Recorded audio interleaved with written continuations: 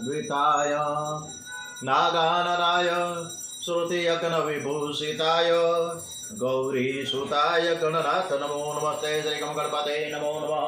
ओम श्री हनुमान जी महाराज की जय। मनोजवं मारुततुल्य वेगं जितेन्द्रियं बुद्धिमतां वरिष्ठं वातात्मजं वानरयूथमुख्यं श्रीरामचन्द्र शरणं मम। ओम श्री रामचंद्र भगवान की जय। श्री सोमनाथ महादेव की जय। ओम श्री गायत्री मात की जय। ओम नमः शिवाय। ओम नमः शिवाय। ओम नमः शिवाय। आज ने 9મી ફેબ્રુઆરી સોમવારનો દિવસ છે। મહાવદ આઠમ છે। આજની કથા શ્રી કૃષ્ણ પરમાત્માને સરસ રીતે આપણે સંભળાવીએ એવા ભાવ શ્રદ્ધા સમન સાથે। ઓમ શ્રી ઠાકોરજી મહારાજ કી જય। દ્વારિકાધીશ की जय। डोंगरे जी महाराज की जय। श्री सुखदेव जी महाराज की जय। ओम नमो भगवते वासुदेवाय। ओम नमो भगवते वासुदेवाय। श्रीमद्भागवत रसामृत ઠાકોરજીની સેવા પૂજાને ગૌણ માણસો પરમાત્માની સેવા પૂજાને ગૌણ સમજે એવા જ્ઞાનીનો કે યોગીનો પતન થતા જરાય વાર લાગતી નથી। જે પરમાત્માની સેવા પૂજા છોડતો નથી, ભગવાનનો તેના આધાર છે, તેનું પતન ન થાય। કદાચ થાય તો પરમાત્મા તેને બચાવે છે। નરસિંહ મહેતાના જીવનમાં અનેક એવા પ્રસંગો બન્યા। ઠાકોરજી સ્વયં આવ્યા, શ્રી કૃષ્ણ ભગવાન સ્વયં આવ્યા અને એની ઇજ્જત, એની લાજ રાખી। આપણા બધી આપણને ખ્યાલ છે, મીરાબાઈ ઝેરનો કટોરો આપ્યો, શ્રી કૃષ્ણ ભગવાન શરણે આવ્યા અને તરત જ ઝેરનો કટોરો અમૃત બની ગયો। આપણે શ્રી કૃષ્ણ પરમાત્મામાં શ્રદ્ધા વિશ્વાસ રાખીએ તો ભગવાન આપણી સાથે જ છે। થોડો વિચાર કરશો તો ધ્યાનમાં આવશે। બે શરીર મળે ત્યારે સુખ થાય છે। અરે શરીરના મિલનમાં જ સુખ હોય તો મળદાને મળતા સુખ થવું જોઈએ ને। મળદાને હાથ છે, પગ છે, મોઢું છે, બધું જ છે, એમ છતાં પણ મળદાને કોઈ મળે તો સુખ નથી થતું। બે શરીરના મિલનમાં સુખ નથી। આ જીવ કોઈ જીવને મળે તો સુખ થાય। બે જીવ મળે છે ત્યારે સુખ થાય છે। તો આ જીવ જ્યારે ઈશ્વરને મળે, પરમાત્માને મળે ત્યારે કેવો આનંદ થતો હશે। તમે કોઈ માનવને મળો છો ત્યારે સુખ થાય છે। તમે જ્યારે પરમાત્માને મળશો ત્યારે તમને કેવો આનંદ મળશે। માનવના સંયોગમાં સુખ છે તો માનવના વિયોગમાં દુઃખ પણ છે। આ જીવ ઈશ્વરને મળે તો ભગવાનનો વિયોગ થતો નથી। સંસારના સંયોગ વિયોગ અનિત્ય છે। જીવાત્માનો ઈશ્વરની સાથે નિત્ય સંયોગ છે। હૃદયમાં ભગવાન બિરાજેલા છે। હું મારા ભગવાનને મળું છું, ભગવાન મને આલિંગન આપે છે, હું ભગવાનનો અંશ છું। શ્રી કૃષ્ણ ભગવાન મિલનની ભાવના સાથે કુંભક કરો। કુંભકમાં પ્રાણને શરીરમાં રોકી રાખવાનો છે, બહુ કઠિન નથી। તમે ધારો તો એ બધું કરી શકીએ છીએ। 6 મહિના નિયમથી કરો તો પછી તમને અનુભવ થશે, તમને અંદરનો આનંદ મળશે, તમને અંદરથી સુગંધ આવશે, દિવ્ય રસનો અનુભવ થશે। મનની ચંચળતા ઓછી થશે, કુંભકની માત્રા વધશે કે મન ધીરે ધીરે સ્થિર થશે।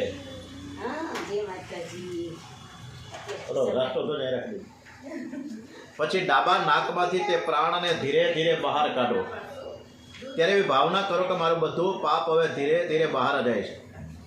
મારા હૃદયમાં નારાયણ બિરાજેલા છે।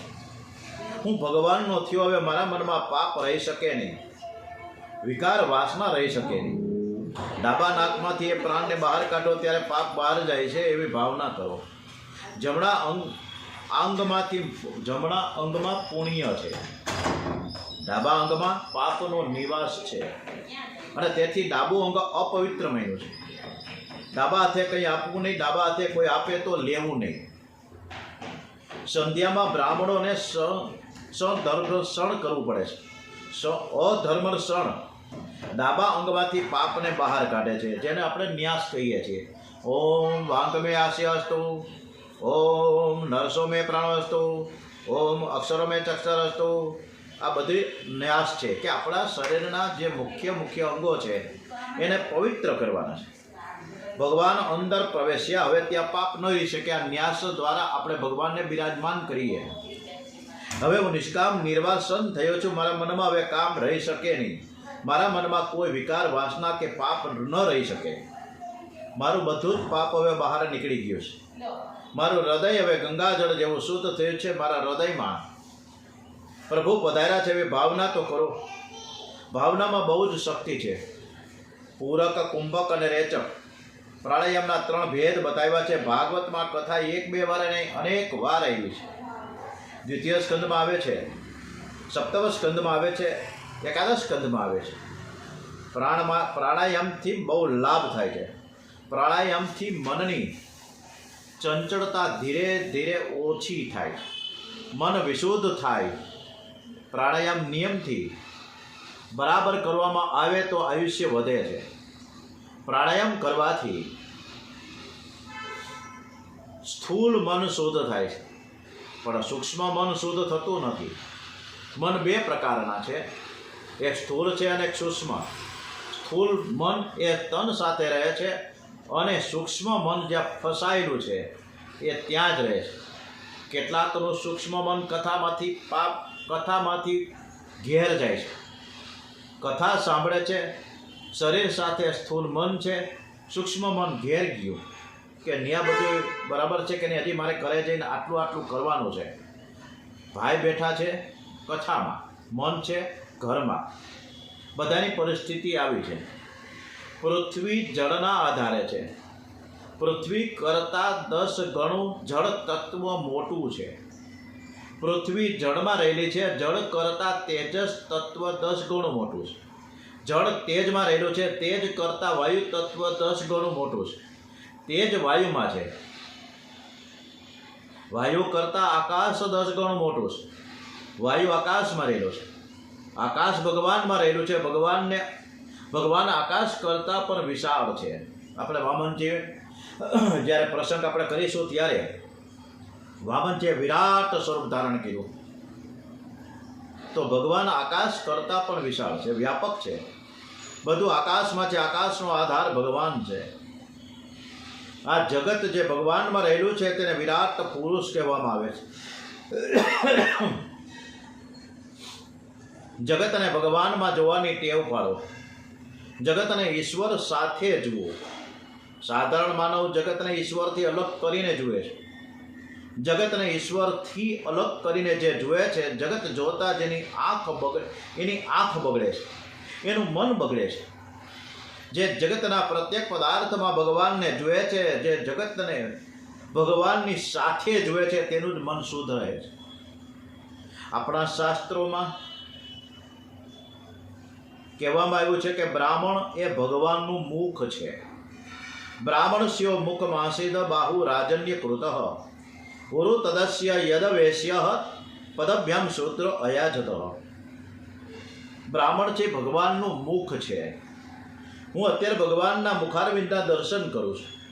તમને કોઈ ક્ષત્રિય દેખાય ત્યારે ભગવાનના હાથના હું દર્શન કરું છું, ભાવના કરવાની. ક્ષત્રિયને ભગવાનના હાથમાં જુઓ. વૈશ્ય ભગવાનના સાથળમાં રહે છે અને શૂદ્રો ભગવાનના ચરણમાં રહેલા છે. બ્રાહ્મણ, ક્ષત્રિય, વૈશ્ય, શૂદ્ર આ બધા જ ભગવાનના અંગ છે. સર્વને ભગવાનની સાથે જુઓ. આપણા શાસ્ત્રોમાં કોઈ ઠેકાણે હરિજનનો તિરસ્કાર કર્યો જ નથી. શૂદ્ર ભગવાનના ચરણમાંથી બહાર આવ્યા છે, કોઈ હલકો નથી. બધા જ ભગવાનના અંગ હોવાથી શ્રેષ્ઠ છે. જે બીજાને હલકો સમજે એ જ હલકો હોય છે. જે પોતાની ફરજ બરાબર ન સમજે તે હલકો છે. આપણે ઘણી ઓફિસમાં મોટા ભાગના કચેરીમાં એવું જોડ્યું મને કે 25-30% ખૂબ જ નિષ્ઠાવાન હોય, પ્રામાણિકતા વફાદારીથી કામ કરતા હોય, એકદમ લગનથી કામ થતું હોય. જ્યારે અમુક દાંડાઈ કરે છે કે ભાઈ થાવું હોય થાહે, આપણે તો એ નિરાતે ગપ્પા મારીએ, 1-2 કલાક જમવા જાય, આજના 5-5:30 થાય તો ઘર ભેગા થઈ જાય. તો આ એની નિષ્ઠા નથી, આ એની ફરજ નથી. 3 દિવસ જે સંધ્યા કર્યા વગર ખાય એ બ્રાહ્મણ સૂત્ર જેવો છે. જેની જે ફરજ પ્રભુએ નક્કી કરી છે તે પોતાની ફરજ બરાબર બજાવે તો એ શ્રેષ્ઠ છે. સ્વધર્મનો ત્યાગ કરે તે હલકો છે. કોઈને પણ ઈશ્વરથી અલગ ન કરો. તમને કોઈ એવો માણસ દેખાય જેને બહુ ક્રોધ આવ્યો છે, તે ક્રોધી માનવને પણ ભગવાન સાથે જુઓ. ત્યારે ભાવના કરો કે અત્યારે હું નરસિંહ ભગવાનના દર્શન કરી રહ્યો છું. મેં ભાગવતની કથામાં સાંભળ્યું છે કે નરસિંહ ભગવાનને ક્રોધ આવ્યો હતો. કોઈ ક્રોધી માનવ દેખાય તો તેને આગળ હાથ જોડો અને કહો કે નરસિંહ ભગવાનનો હું જય જયકાર કરું છું. ક્રોધીને ભગવાનની સાથે જુઓ, એને ઈશ્વરથી અલગ કરો તો તે ક્રોધ તમારા મનમાં આવી જશે. માણસ બહુ ક્રોધી છે, આ લાયક નથી, એને બહુ ગુસ્સો આવે, એને ઈશ્વર સાથે જુઓ, તમારા આંખ અને મન બગડશે નહીં. હવે જે ક્રોધાયમાન હોય, હું ઘણો વાર ગુસ્સો કરું, પછી જ આપણા હાથમાં ન રહી આપણું મગજ, ક્યાંનું ક્યાં ભાગે. હે એટલે આપણે આમાં ઓલા હામાવાળા નરસિંહ ભગવાનના દર્શન કરે કે આપણને જુએ કંઈ ખબર ન પડે. એના કરતાં ક્રોધને શાંત કરવા માટે ઘણીવાર તો ડોંગરી મને કે સ્નાન કરી લેવું, બાથરૂમમાં જઈને સ્નાન કરવાની વાત તો એક બાજુ રહી, પણ માથાકૂટનો પાર ન રહીએ અને ક્યાંનું ક્યાં સુધી વાત પહોંચે. એટલે ક્રોધાયમાન છે, ક્રોધ છે એ બધું જ ધનોત કરી નાખે. અને આમ થઈ છાપામાં આપણે ઘણીવાર ન્યૂઝપેપરમાં વાંચીએ કે ક્રોધાયમાન માણસ પોતાના અને પોતાના પરિવારનું પતન કરી નાખે છે. ઘણીવાર મારી ચાકુ હલાવી દે. કોઈ કપટી માનવ દેખાય ત્યારે ભાવના કરો કે અત્યારે હું વામનજી મહારાજના દર્શન કરું છું. મેં કથામાં સાંભળ્યું હતું કે વામનજીએ બલિરાજાને ચૈત્રો હતો, વામનજીએ કપટ કર્યું હતું. ત્યારે વામનજી સાથે જુઓ, ગમે તેવો જીવ હોય તેને ઈશ્વર સાથે જોવાની ટેવ પાડો. જળ ચેતન સર્વનો આધાર પરમાત્મા છે, આ બધું જ ભગવાનમાં જ રહેલું છે. જગતને ભોગ બુદ્ધિથી જોશો નહીં, સ્વાર્થ દ્રષ્ટિથી જોશો નહીં, જગતને ભગવત ભાવથી જુઓ. જગત ભગવાનમાં રહેલું છે, જગતનો આધાર પરમાત્મા છે, વિરાટ પુરુષની ધારણા છે. પાતાલ તે છે પ્રભુ પાદ મૂળ, પાની પદાર્થ કથતા રસાતલ. 2 ઘૂંટીઓ છે વિભુના મહાતલ, જંગા પ્રભુની ગણતા તલાતલ. આ 14 માળનો બંગલો છે, પાતાલ, રસાતલ, મહાતલ, તલાતલ, સુતલ, વિતલ, અતલ, મહિતલ અને નભસ્થલ, સ્વર્ગલોક, મહરલોક, જનલોક, તપલોક અને સત્યલોક. આ 7 માળ ઉપર છે, 7 માળ નીચે છે. આપણે બધા 14 માળના બંગલામાં રહીએ છીએ. અને 14 માળનો બંગલો કેવો હોય? આ જગતમાં 14 માળ, પાતાલ, રસાતલ, મહાતલ, તલાતલ, સુતલ, વિતલ, અતલ, મહિતલ, નભસ્થલ, સ્વર્ગલોક, મહરલોક, જનલોક, તપલોક અને સત્યલોક. આ 7 માળ ઉપર છે, 7 માળ નીચે. આ બધાનો આધાર ભગવાન છે. આ બધા લોકો ભગવાનના એક અંગમાં રહેલા છે. પાતાળ ઈશ્વરના ચરણમાં છે, બ્રહ્મલોક સૌથી ઉપર છે, પરમાત્માના મસ્તકમાં ભગવાનના એક અંગમાં રહેલા છે.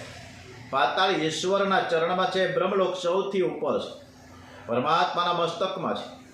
વિરાટ પુરુષની ધારણા સ્થિર કરો, જગતને અબ્રહ્મ ભાવથી જુઓ.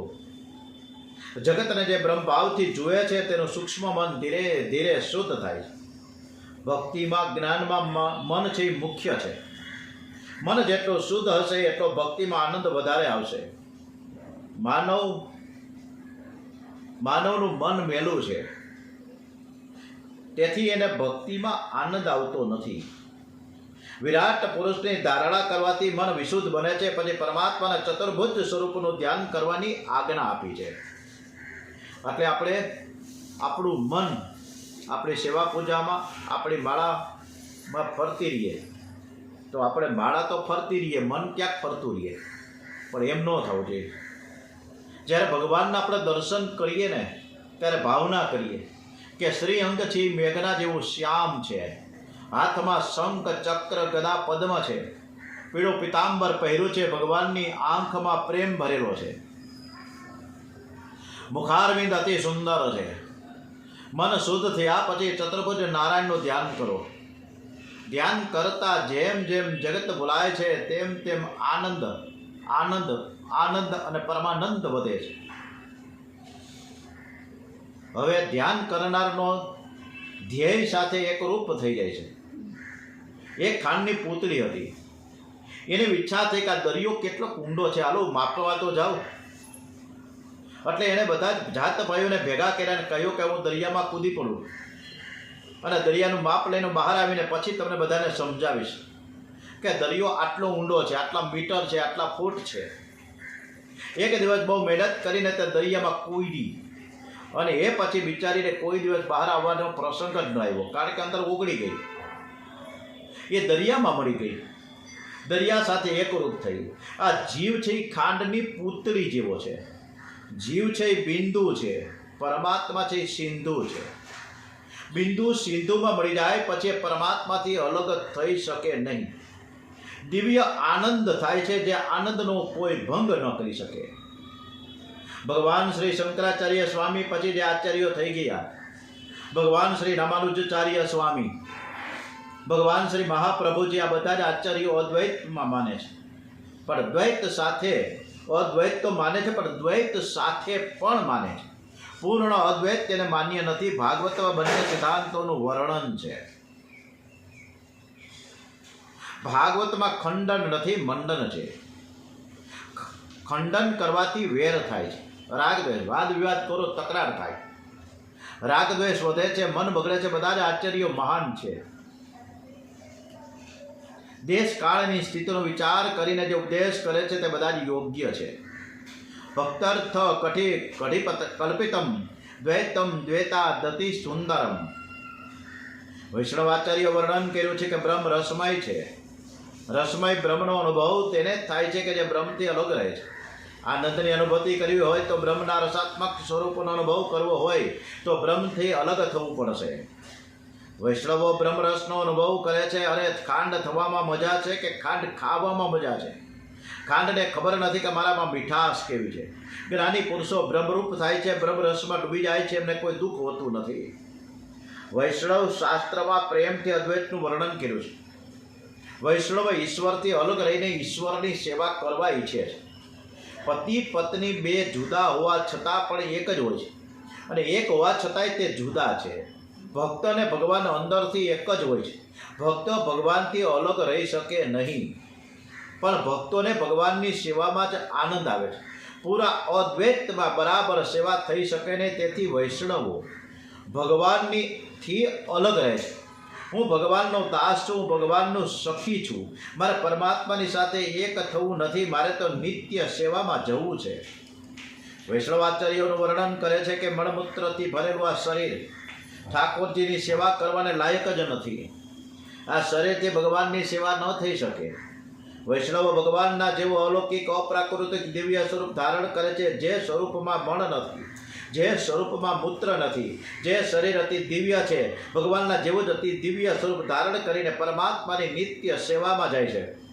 સેવા ઉપયોગી ભાવાત્મક દિવ્ય સ્વરૂપ શ્રી યમુનાજી આપે છે. વૈષ્ણવોને ભગવાન સાથે એક થવું નથી.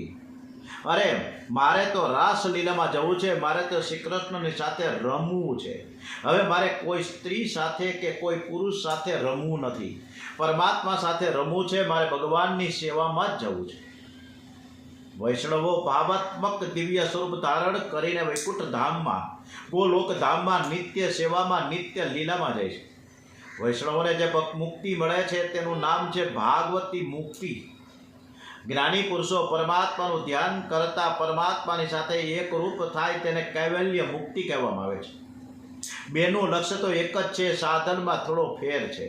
અદ્વૈતમ સુખ બોધાય દ્વૈતમ ભજન હેતવે તાદ્રશ્ય યદિ ભક્તિ સ્યાત સાનું મુક્તિ સતામ અધિકાર. ભક્તને ભગવાન અંદરથી એક હોવા છતાં ભક્ત સેવા કરવા માટે ભગવાનથી અલગ રહે છે. એમની સેવામાં જે આનંદ આવે છે તેમને પરમાત્માની સાથે એકરૂપ થવું ગમતું નથી. શ્રી એકનાથજી મહારાજે ભાવાર્થ રામાયણમાં સિદ્ધાંત સમજાવવા માટે દ્રષ્ટાંત બહુ જ સુંદર આપ્યું છે.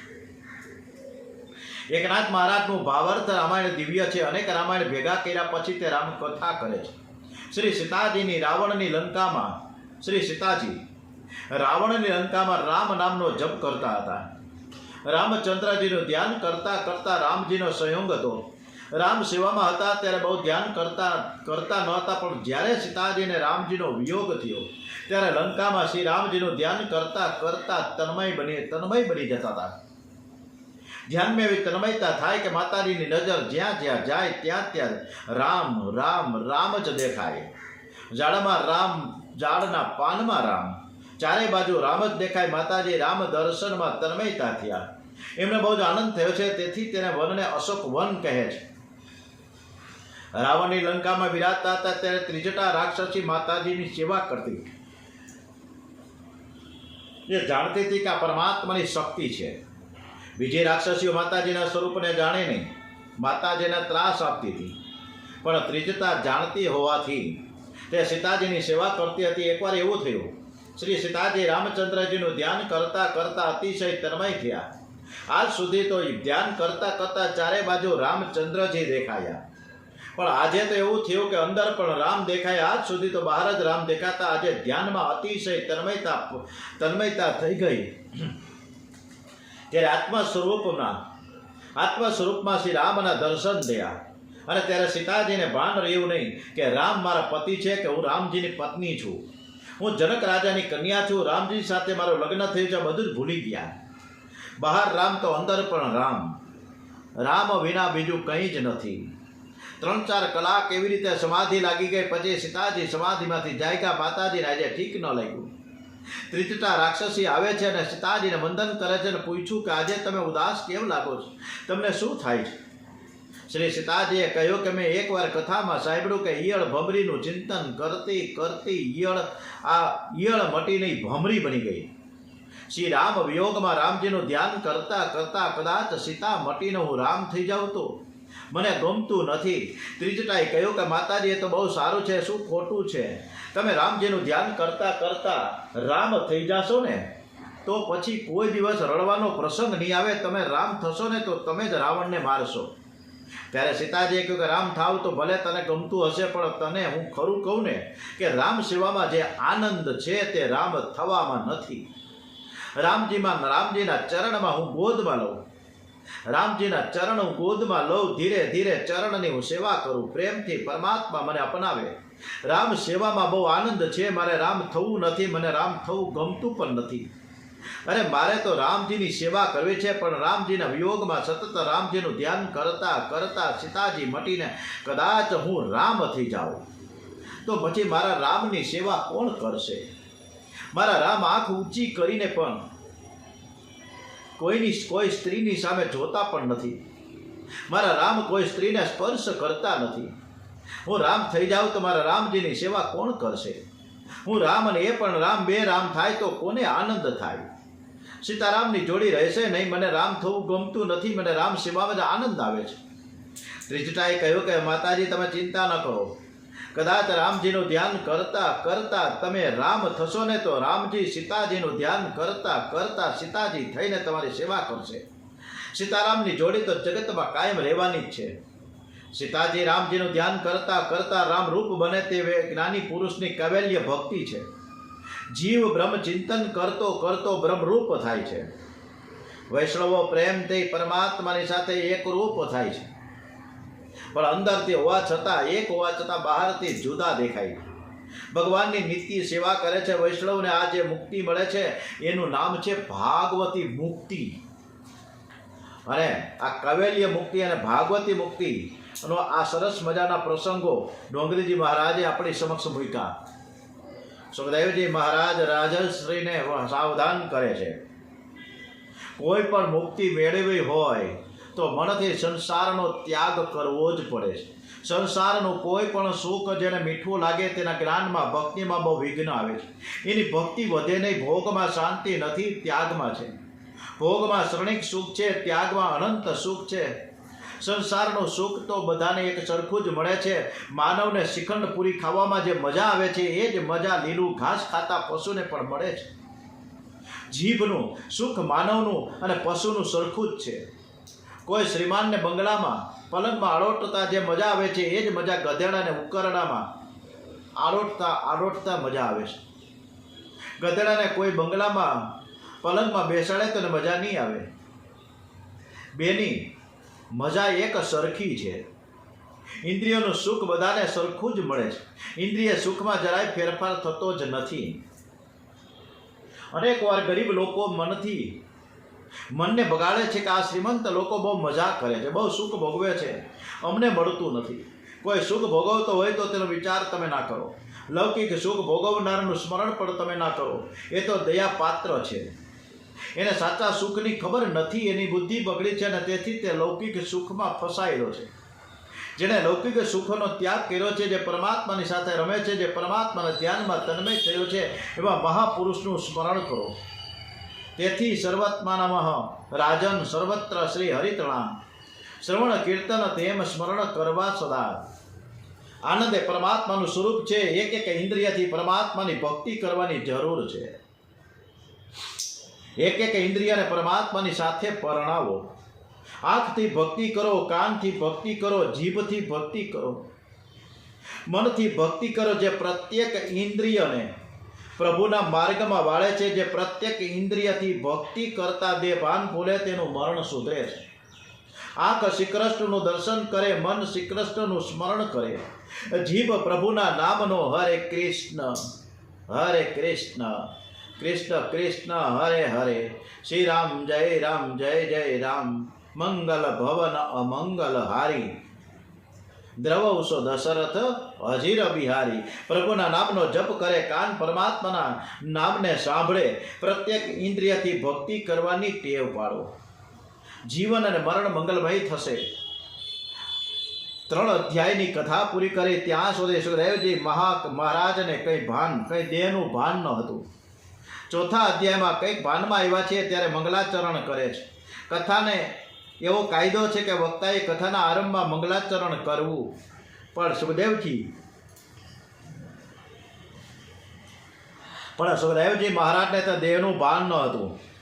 ભગવત ભાવમાં હૃદય પીગળેલું છે. પરમાત્માના દર્શનમાં તન્મયતા છે. પરમાત્માની પ્રેરણાથી પધાર્યા છે. સિંહાસનમાં બેસે છે અને કથાનો આરંભ કર્યો છે. 3 અધ્યાયની કથા કરી પણ મહારાજને ખબર નથી કે હું કથા કરું છું. વક્તાને જ્યારે યાદ આવે કે હું શાસ્ત્રી, હું પંડિત અને હું બોલું છું, તેની કથામાં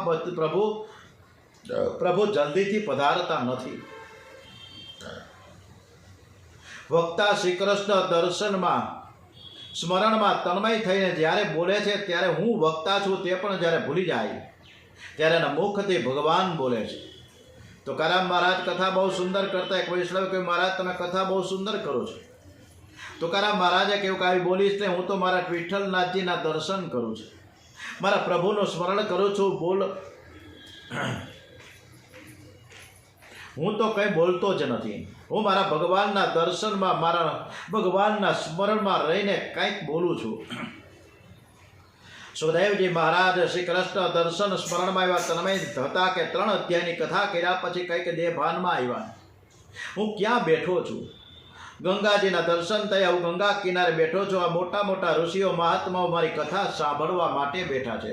શુક્રતાલ અક્ષય વટની નીચે. આ અક્ષય વટનું જે વૃક્ષ છે એટલું બધું વિશાળ છે.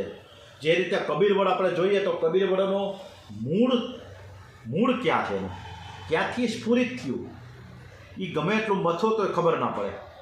એટલે કબીરવડ જે રીતે વિશાળ છે એની ટૂંકી માત્રામાં, એટલું બધું તો વિશાળ નથી, પણ અક્ષય વટે પણ વિશાળ તો છે. અને સામે ગંગા કિનારો છે. આ શુક્રતાલમાં 365 દિવસ ભાગવત કથા થાય છે. નાના મોટા અનેક પ્રકારના કથા મંડપો છે.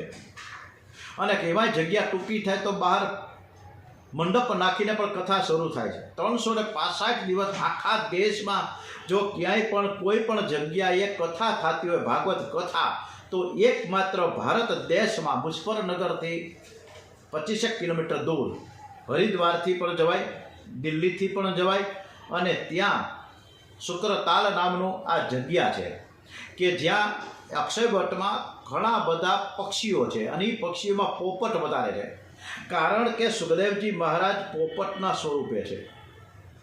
અરે ત્યાં પરીક્ષિત રાજા, પછી આ સુખદેવજી મહારાજ, વ્યાસ નારાયણ, આ બધાના ત્યાં મંદિર છે, મૂર્તિ છે, બહુ અદ્ભુત છે અને ક્ષેત્ર પણ ચાલે છે. ભવિષ્યમાં કોઈક દી શુક્રતાલ જાજો બહુ આનંદ આવશે. અને આવતા ઉનાળામાં, આ ઉનાળો નહીં, બીજા ઉનાળામાં, અત્યારે આ ઉનાળામાં પરસોત્તમ મહિનો છે. આ પરસોત્તમ મહિનો છે વ્રજભૂમિ, કારણ કે પરસોત્તમ ભગવાનની કથા છે ને વ્રજભૂમિમાં થાય વધારે સારું. એટલે આપણે વ્રજભૂમિમાં કથા કરવા જઈ રહ્યા છીએ આ ઉનાળાના વેકેશનમાં, પરસોત્તમ મહિનામાં. પણ પછીનો જે ઉનાળો આવશે 2027માં, ત્યારે આપણે હરિદ્વાર અને ત્યાંથી આપણે શુક્રતાલ જશું અને સાથે સાથે ચારધામ યાત્રા પણ કરવા જશું. સુખદેવજી મહારાજ શ્રી કૃષ્ણ દર્શન સ્મરણમાં તન્મય થયા છે.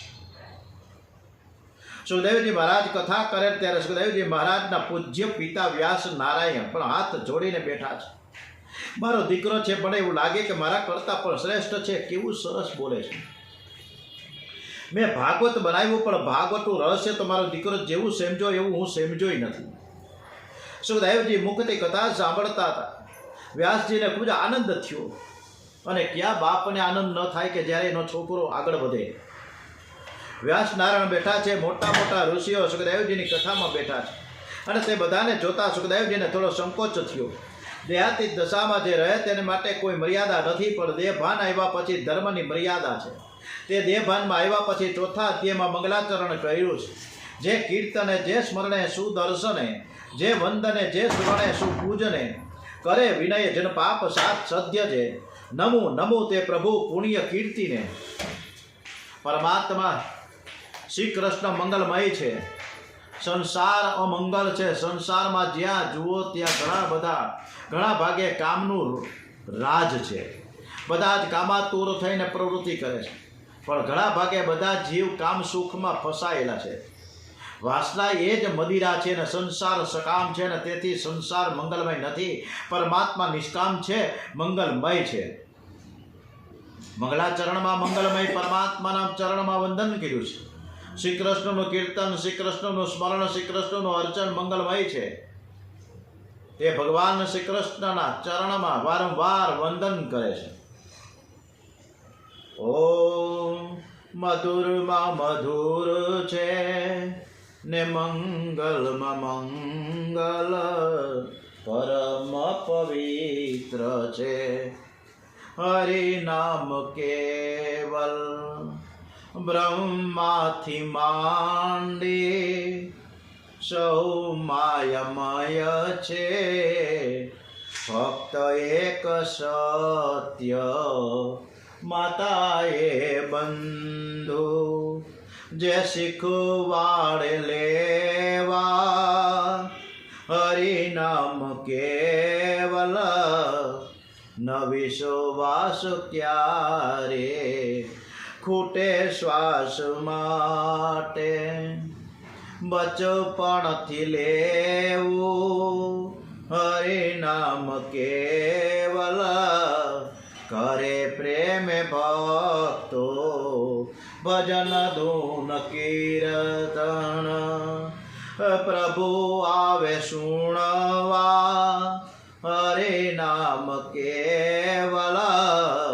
પ્રભુ આવે સુણવા એટલે જ આપણે જ્યારે કથા શરૂ કરીએ છીએ ત્યારે આપણે સરસ મજાની કથા શ્રી કૃષ્ણ પરમાત્માને સરસ રીતે સંભળાવીએ છીએ, એવા ભાવ વ્યક્ત કરીએ છીએ. મૂકી નામ રત્નો લીધા કાચ વિષય, ગ્રસે શોક દુઃખ હરિનામ કેવલ. જગત તૃણ જેવું પ્રભુ એક આધાર, જે સચિદાનંદ હરિનામ કેવલ. મધુરમાં મધુર છે ને મંગલમાં મંગલ, શ્રી કૃષ્ણ કનૈયાલાલ કી જય. એટલું બધું સરસ મજાની આ કથા જેટલી વાર આપણે વાંચીએ, જેટલી વખત આપણે સાંભળીએ, કાંઈક નવું ને નવું જાણવા મળે. ડુંગરેજી મહારાજે હમણાં જ ડુંગરેજી મહારાજનું હતું કે એક પણ પૈસો લીધા વગર એને દરેક ઠેકાણે કથા કરી છે. જ્યારે એના પત્નીનું મૃત્યુ થયું ત્યારે એને પાસે કોઈ પૈસા નહોતા અંત્યેષ્ટિ વિધિના. ત્યારે એની બાજુમાં બીજો કોઈ ભક્ત હશે ત્યારે કીધું કે મારે પત્નીનું મંગલસૂત્ર તું વેચી નાખ અને એમાંથી તને જે કાંઈ પૈસા મળે એમાંથી આપણે અંત્યેષ્ટિ વિધિ કરીએ. એ વખતે લોકો એને એટલું બધું ન્યોછાવર કરવા માગતા હતા, પરંતુ ડોંગરેજી મહારાજ એક પણ રૂપિયો લીધો નહોતો, ક્યારેય નહીં, નેવા. અને આજે પણ આ ભાગવત કથા વાંચતા એટલું ચોક્કસ કહું કે જ્યારે તમે કોઈ પણ લોકો મને એની ભાગવત કથામાં કથા વાંચવા માટે બોલાવે ત્યારે એક પણ પૈસો હું નહીં લઉં. મારા ખર્ચે હું ટ્રેનમાં આવું કે બસ ભાડું કરું કે રિક્ષા ભાડું કરું, બધું મારા ખર્ચે. ફક્ત મારા માટે રહેવાની એક વ્યવસ્થા અને 2 ટાઈમ જમવાની વ્યવસ્થા, આ સિવાય કંઈ નહીં. બીજું સાજિંદાનો પણ ખર્ચ નથી. ટૂંકામાં ટૂંકા ખર્ચે અમારા પંડિત રામ શર્મા આચાર્યજીએ બહુ સરસ મજાની વાત જે તે સમયે વર્ષો પહેલાં 1958થી તપોભૂમિ મથુરાથી શરૂ થયું, ગાયત્રી મહામંત્રની એ ભાવના જગાવી. એ ત્યારે એને નક્કી કર્યું હતું કે ઘરે ઘરે મારે યજ્ઞ કરવો. અને એ ઘરે ઘરે સાયકલ લઈને જતા, જે રીતે મોરારી બાપુ પણ સાયકલ લઈને કથા વાંચવા જતા હતા. તો રામ શર્મા આચાર્યજી એ વખતે નક્કી કર્યું કે નાનામાં નાનો ગરીબમાં ગરીબ માણસ પણ જો યજ્ઞ કરવો હોય તો કરી શકે. એટલા માટે એણે શુદ્ધ ભાવનાથી, શુદ્ધ વિશ્વાસ સાથે, શુદ્ધ ભક્તિથી ગાયત્રી યજ્ઞ, આજની તારીખમાં પણ ગાયત્રી યજ્ઞ લગભગ 2 થી 3 હજાર રૂપિયામાં પતી જાય આજના સમયમાં, કારણ કે અમુક વસ્તુ ઘી ના તેમ તો લેવું જ પડે. પણ બીજા યજ્ઞમાં હજારો લાખો રૂપિયા જોઈએ. એટલે ટૂંકામાં ટૂંકી રીતે ટૂંકા ખર્ચે પણ બધી જ વિધિ આવરી લેતા એવા સંક્ષિપ્ત ગાયત્રી યજ્ઞ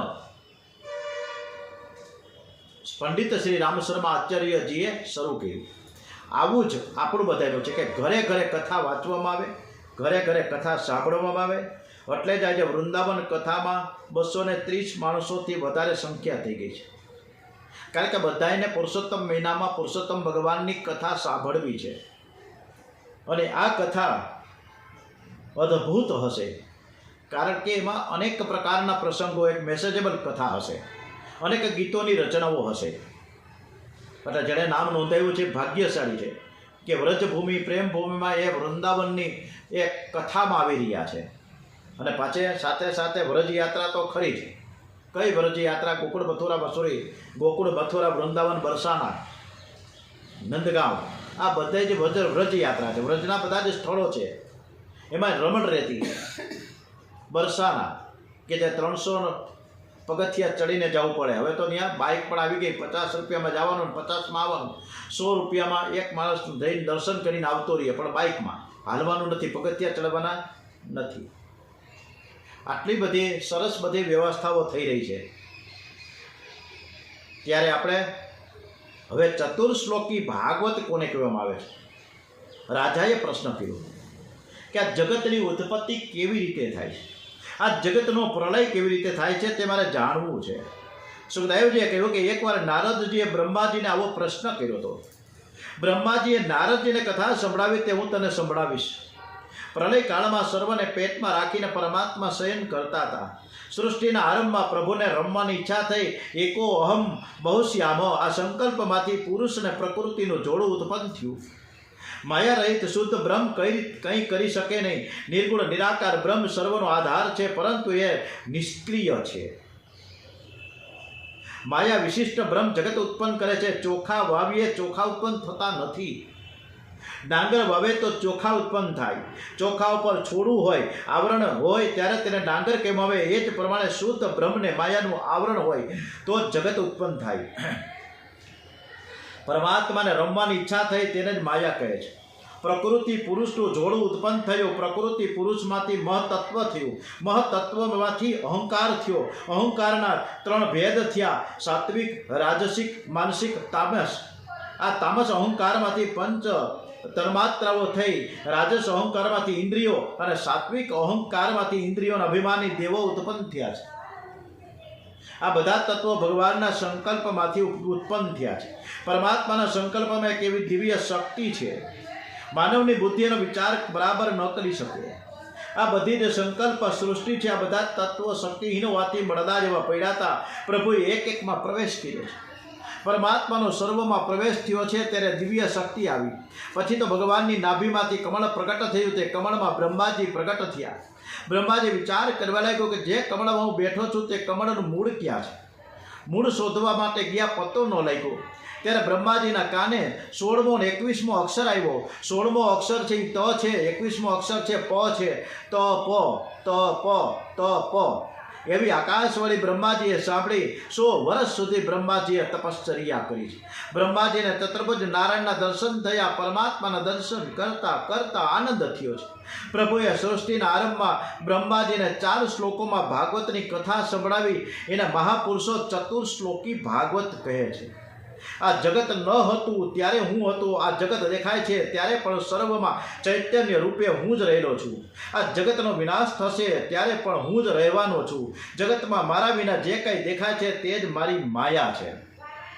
માયાની 2 શક્તિ છે, આવરણ શક્તિ અને વિક્ષેપ શક્તિ. માયાની આવરણ શક્તિ પરમાત્માને ઢાંકી રાખે છે અને માયાની વિશેષ શક્તિ પરમાત્માના આધારે, વિક્ષેપ શક્તિમાં પરમાત્માના આધારે જગતનો ભાસ ઉત્પન્ન કરે છે. અંધકાર 2 કામ કરે છે: દોરીને ઢાંકી રાખે છે અને દોરીમાં સર્પનો ભાસ પણ કરાવે છે. રાજાએ પ્રશ્ન કર્યો કે મહારાજ, આ માયા તો જળ છે, આ જીવ ચેતન છે. આ જીવનો માયા સાથે સંબંધ કેમ થયો અને ક્યાંથી થયો?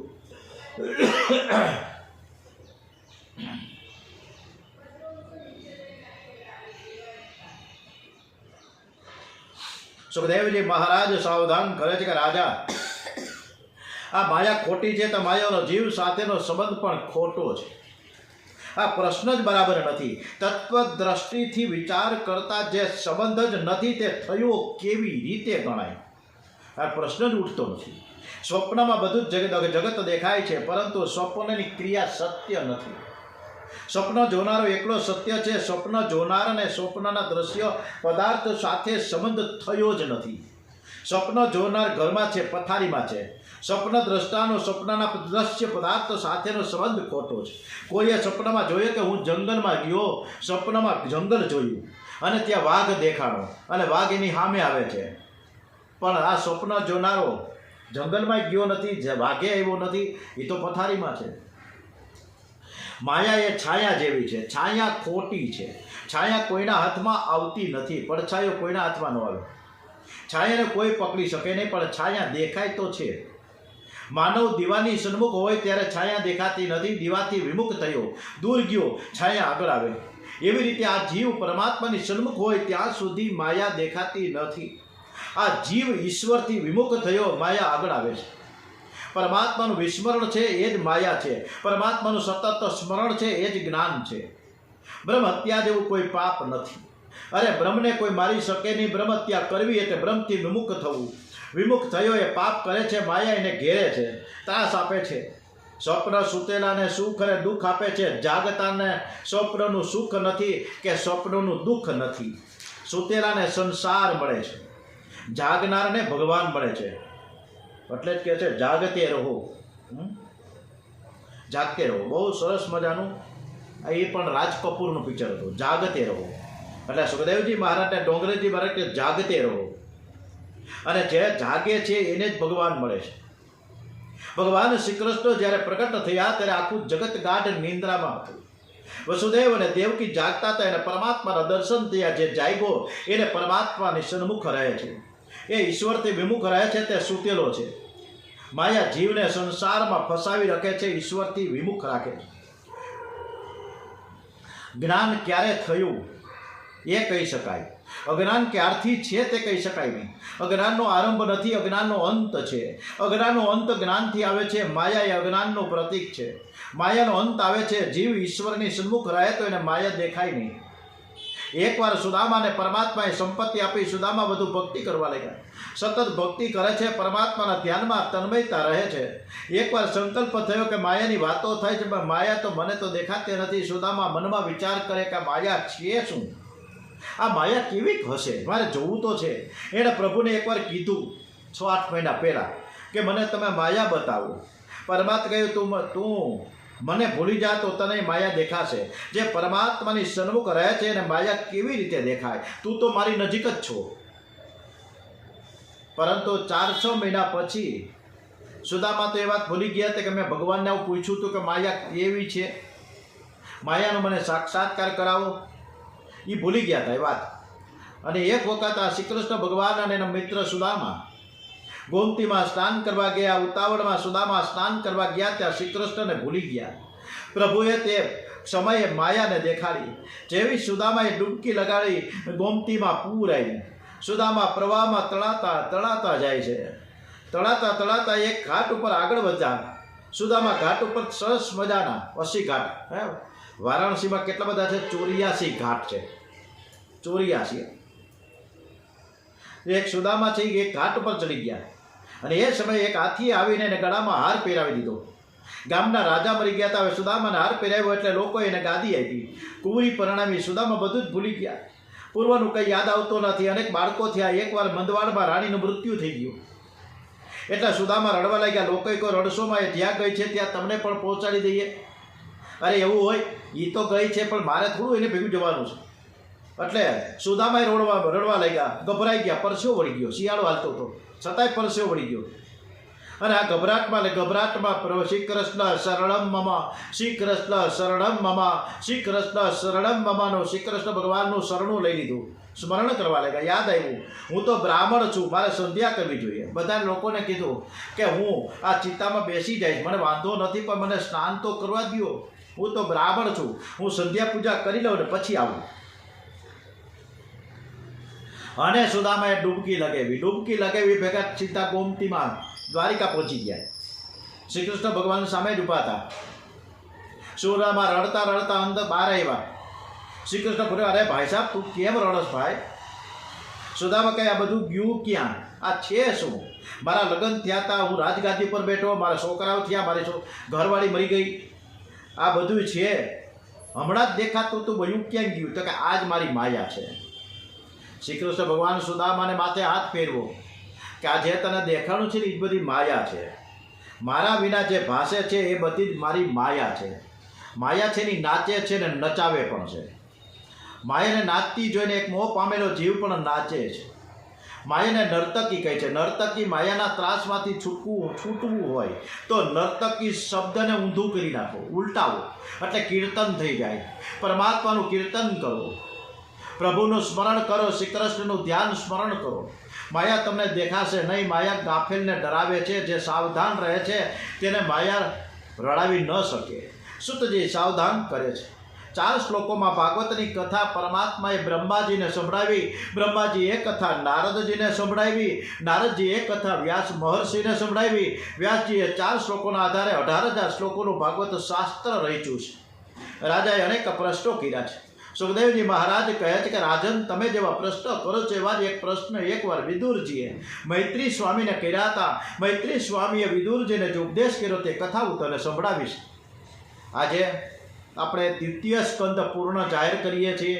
ઇતિ શ્રીમદ ભગવતે મહાપુરાણે 2ય સ્કંદમ અષ્ટાદશ સહસ્ત્રયમ સંસહિતાયમ પુરુષમ સંસ્થાનો વર્ણનમ નામ 10મોધ્યાય ઇતિ 2ય સ્કંદ સમાપ્તમ.